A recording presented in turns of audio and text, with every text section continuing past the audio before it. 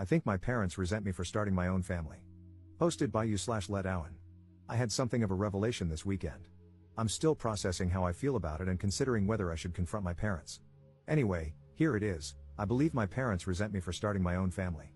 I, 40M, come from a big family. I'm the second oldest of 9 kids. My older sister, Jane, is just a year older than me. There is a 6-year gap between me and the next sibling, then my mom had a child every 2 to 3 years. Since Jane and I were the oldest, we always helped with the younger kids and the chores around the house. In fact, it was common for my parents and other adults to refer to us as Jane and Op and the kids. It was like Jane and I weren't considered children, we were more like 2 other adults living in the house. We were homeschooled, so we were home all the time. Part of my job was to wake up, make breakfast for the kids, and get them started with their school or activities before I started my own schoolwork. Jane would sleep in because she was more of a night owl, and it was her job to help at night with the baby, because there was always a baby. Jane and I did most of the chores around the house. We took turns either cleaning the kitchen or doing the laundry, of which there was a lot. I did all the guy stuff, like mowing the yard and taking out the trash. As I got older, I would delegate some of these chores to my younger brothers, but it was still my responsibility to make sure they got done. Once I was old enough to drive, I would run errands and take the kids everywhere. I can't tell you how many times I took the kids to things like playdates or doctor's appointments.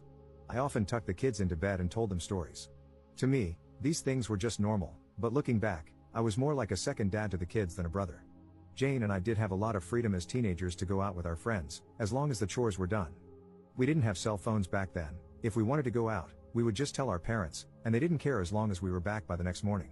I moved out when I was 20, but I still spent a lot of time at my parents' house, and one of my younger siblings was almost always at my house. One brother, JJ, pretty much lived with me from the age of 14 because he and our mom didn't get along. When JJ was 17, he got in a wreck and called me instead of calling dad, because I was the one who handled those kinds of things.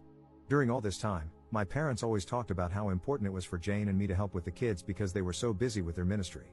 I can't count how many times I had to drop what I was doing to take care of something because mom or dad was counseling someone. Sorry, I feel like I'm rambling. I hope I've painted an accurate picture of my childhood. Let's move on. I hadn't really dated much, but when I was 25, I met and started dating Anne. We fell in love fast and got married less than a year later. My younger siblings love Anne. She's a great cook and hostess. Our house became the hangout spot. My younger siblings started calling her Mama Anne, something they still do to this day. We've now been married 15 years and have 2 kids of our own. My mom and Jane did not like Anne. Jane and Anne get along okay now, but Anne and my mom do not have a good relationship.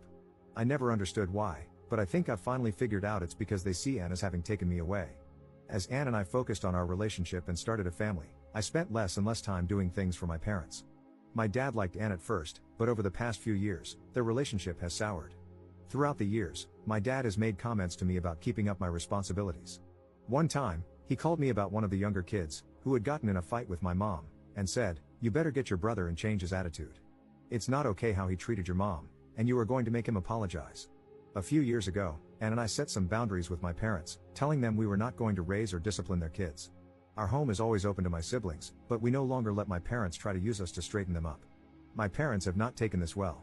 About a year ago, Anne injured her foot and couldn't walk for a while. Just as she was getting better, I was diagnosed with kidney disease, which then turned into kidney failure. I've had several surgeries, with another one coming in a few weeks. It's been a rough year. During this time, my parents have not only refused to help, but they've also actively made things harder for us. Things like promising to help with our kids but then canceling at the last minute, usually because something ministry related came up. Recently, my sister-in-law, who lives in another state, had a baby, and my mom has been staying with her and helping for the past 6 weeks. My sister-in-law has said that mom is a godsend and is so wonderful.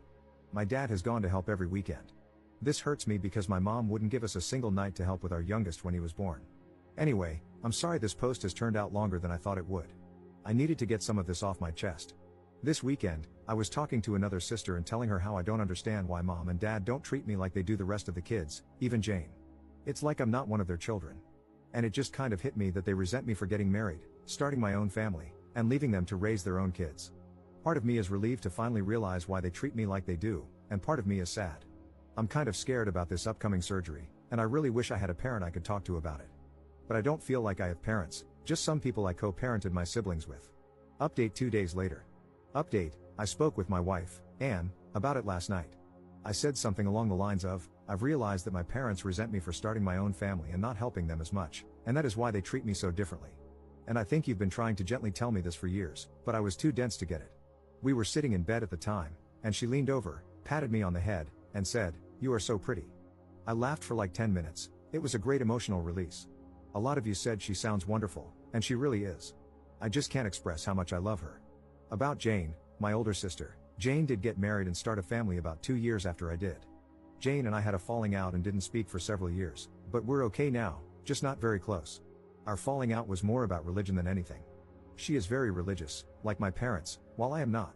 I am religious, and we attend church, but it's not our whole life like it is for my parents and Jane. Younger siblings, the youngest is 22, so they are all adults now. The second youngest passed away several years ago, so there are 8 of us now. I am very close with all my younger siblings. They still come to hang out at my house all the time, and they are all great aunts and uncles to my kids. All of them, including Jane, are upset with how my parents treated me this past year. Help with my kids. While I am disappointed in my parents for not helping, I do not need their help.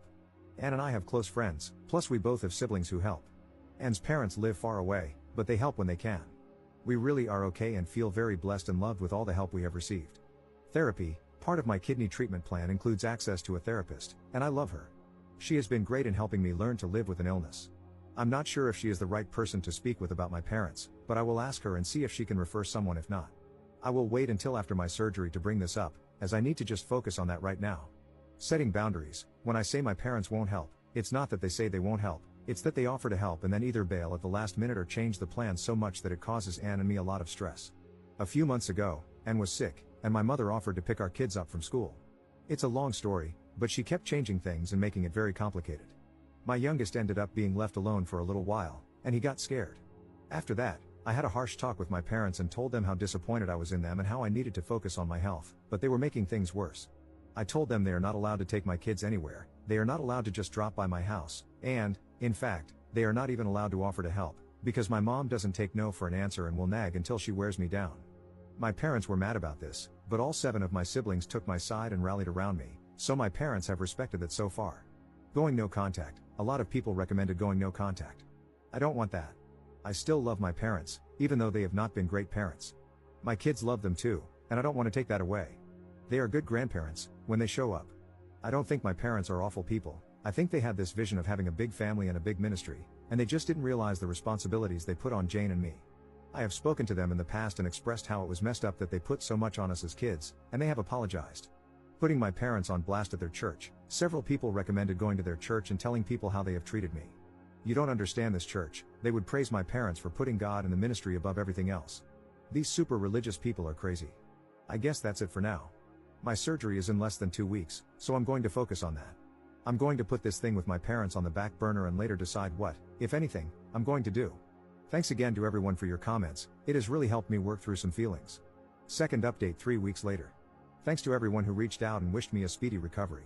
My surgery was last week, and it's going better than expected. All the surgeries and treatments over the past year felt like they were just keeping me alive, but with this surgery, a kidney transplant, I feel like I'm working towards getting my normal life back. It's been hard and painful, but I was expecting it to be worse, so I can't complain at all. Anne is always telling me that she doesn't get enough credit for being funny, so the fact that so many of you laughed when she told me I was pretty has made her happy. She said, "I like these Reddit people." This whole post started because I was having a conversation with one of my sisters. I'll call her 6, since I can't keep making up names. Plus, she's following this thread and will hate that I'm calling her that. 6 had a fight with our parents, and I was sharing with her that Anne and I had recently set strong boundaries with them and encouraged her to do the same. So, she did, and they didn't take it well. This led to several conversations with different siblings, and both 5 and 9 also decided to set some boundaries. It has also led to other siblings deciding to confront our parents about how they've treated me this past year while I've been sick. Jane, the oldest, called me the day before my surgery to check on me, and we ended up talking about our childhood. We haven't been close for a number of years, but I feel like we bonded on this call. It was interesting talking to her as an adult and reliving some things. She's been in therapy for a few years, and she said sometimes she'll be talking, and her therapist will stop her and say, "Jane, you just casually rolled through some messed up stuff. We need to stop and unpack this." For a long time, I blamed her for the way she treated me when we were younger, but now I'm beginning to understand that she was also just a kid trying to cope. I have a lot more grace for her now. We've been texting a lot over the past few weeks.